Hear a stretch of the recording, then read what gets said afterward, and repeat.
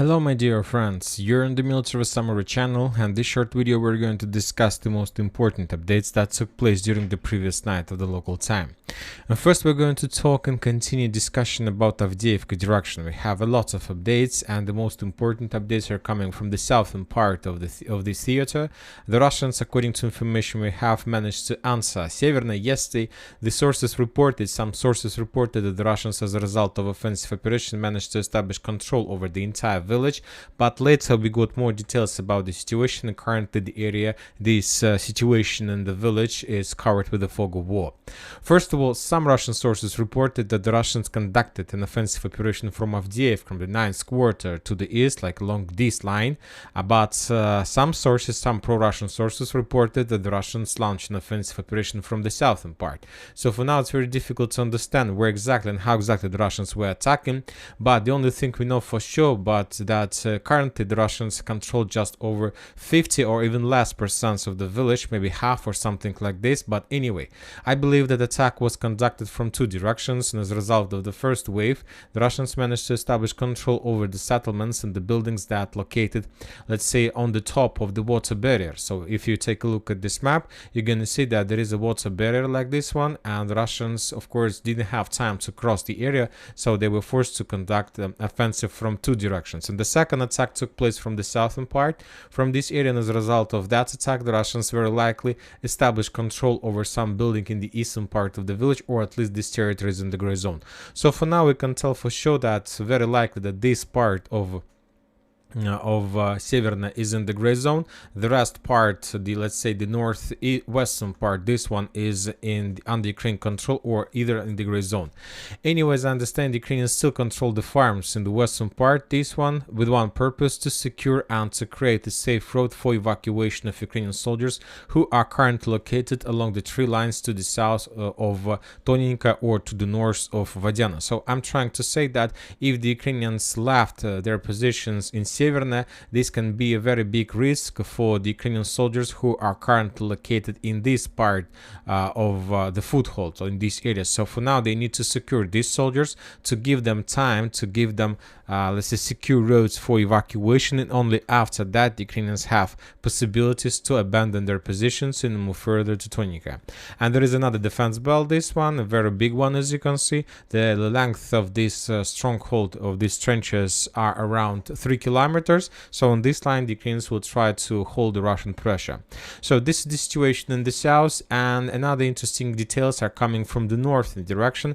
As we discussed in the previous video, during the previous days the Russians made a lot of attempts to attack the Ukrainian forces and Ukrainian positions in this area. So there is a big Ukrainian defense belt, this one, and there are a lot of trenches and fortifications, and the main goal of the Russian armed forces is to connect the supply roads between Stepova and the chemical plant itself.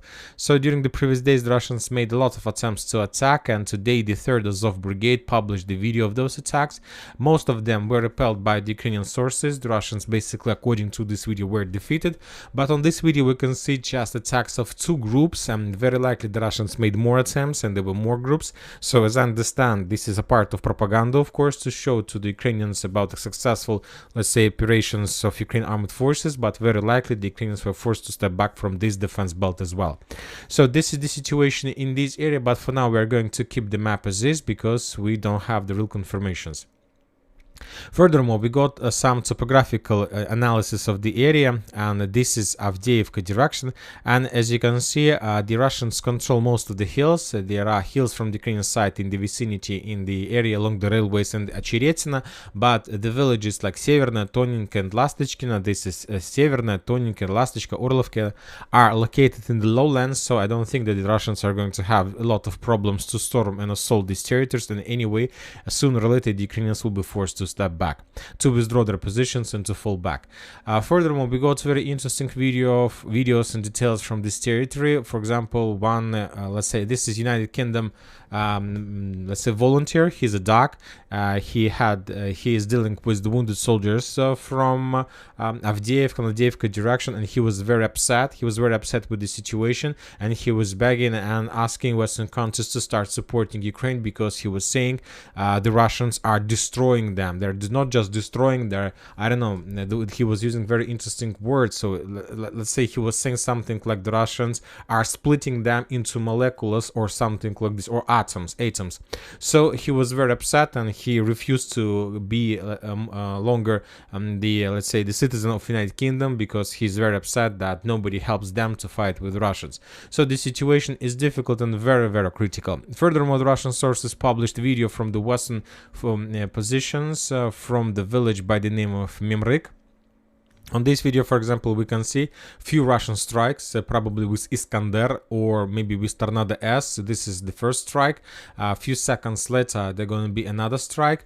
And as you can see, there were very heavy explosions, and probably the Russians targeted and destroyed some Ukrainian ammo depots or temporary positions of forces. And later, we got some details from other Russian sources. They reported that as a result of those strikes, the attacks took place at 7 p.m. of the local time yesterday, and the Russians reported that as a result of that attack, the Russians destroyed the temporary positions of 22nd Mechanized Brigade, and as a result of those strikes, more than 120 soldiers of Ukrainian forces died, were killed, and that was the losses. And furthermore, the Ukrainians continue counting the loss. So this is the 120 soldiers is the not final number of that attack. So we see the Russians continue pressure, and I don't think the Ukrainians have chances once again due to the topographical map and the things that the Russians have a lot of benefits.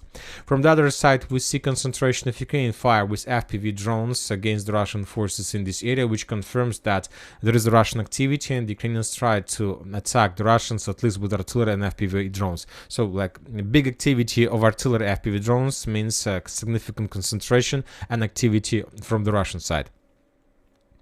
Now we are moving to Bakhmut-Artyomovsk direction. We have additional reports and updates from this territory as well. The Russians continue offensive operation in direction of Ivanovska, and today additional sources reported and confirmed the Russian progress inside on the southeastern part of the village.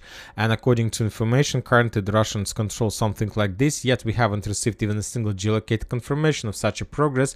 But I believe that this is the approximate situation in this area, and the Russians have answered Ivanovska. Of course, there are lots of things in the future, but the most important thing is also topographical analysis, and this is, for example, Ivanovsk, and as you can see, the Russians are attacking from the lowlands in direction of the hills. So obviously the Ukrainians have benefits and have better positions, so that's why the storming process of Ivanovsk and Chasiv Yar are not going to be very easy job, very easy things. Furthermore, based on the map, topographical map, as I understand, currently the main goal and the main purpose of the Russians is to establish control over this short tree line, over this short small forest.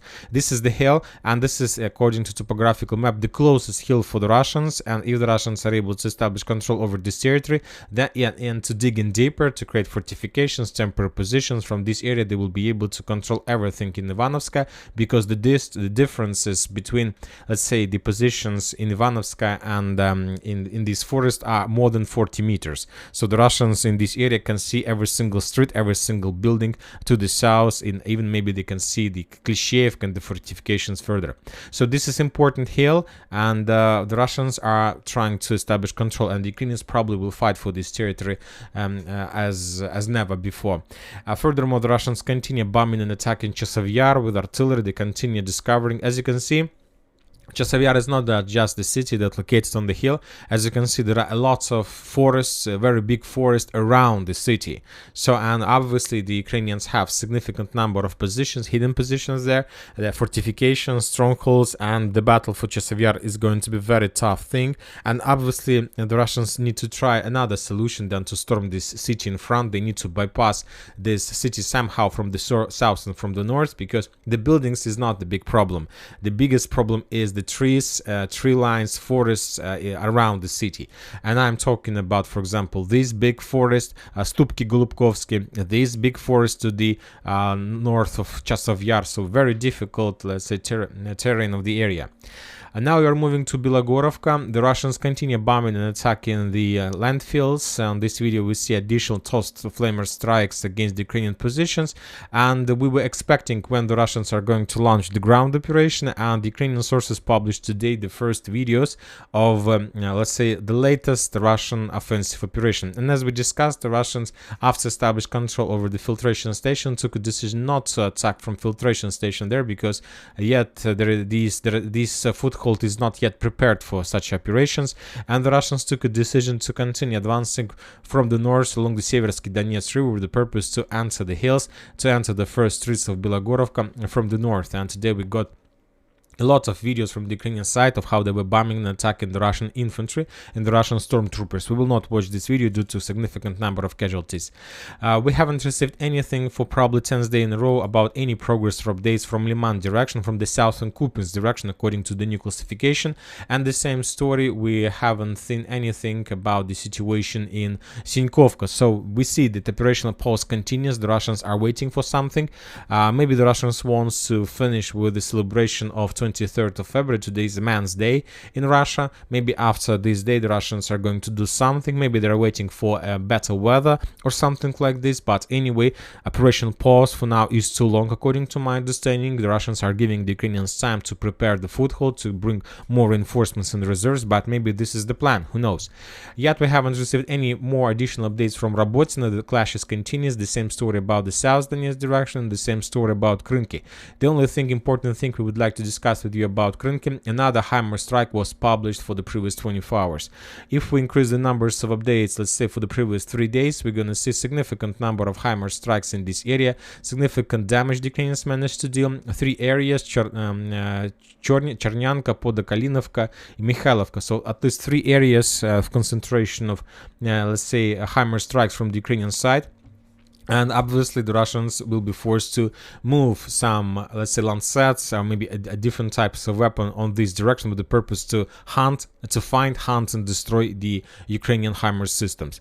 And additional interesting reports are coming from Kiev itself. We have a lot of very interesting updates, and today in a row, the second day in a row, we got update about the upcoming demobilization in Ukraine. And I'll remind you that the Ukrainians are planning to make demobilization not just to release the Ukrainian forces, Ukrainian soldiers. Obviously, these guys who will be demobilized from line of combat contact, they are not able to find any other job because they are military persons. And of course, Zelensky will try to use them for next mobilization process in Ukraine.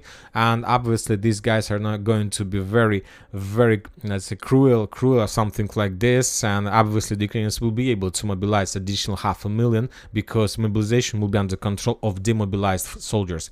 Furthermore, we got reports that the situation in Ukraine is going to get worse in March, in the summer, but in the early and the second half of the March. So less than 3 weeks, the Ukrainians, according to ABC News, is going to collapse.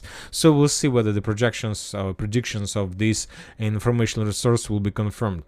Furthermore, Vladimir Zelensky, in an interview with Fox News, rejected Trump's idea of the possibility of resolving the conflict around Ukraine in 48 hours, and this is obviously not a very good piece of news about the relations of possible next presidents of states and Zelensky himself. And the situation reported about from Politica, the West wants to push Ukraine into negotiations with the fixation of the on Russian occupied territories as early as this year, according to Politico. But also they add that the Western countries want to make a deal with Russia. The Russians are taking the territories they control, and the rest of Ukraine will go to the European Union. I'm not sure what, how to say, the Western countries are smoking, but I'm not sure that the Russians will allow the Western countries to take around 80% of Ukraine into the European Union. It's impossible. It's impossible according to my understanding of Putin.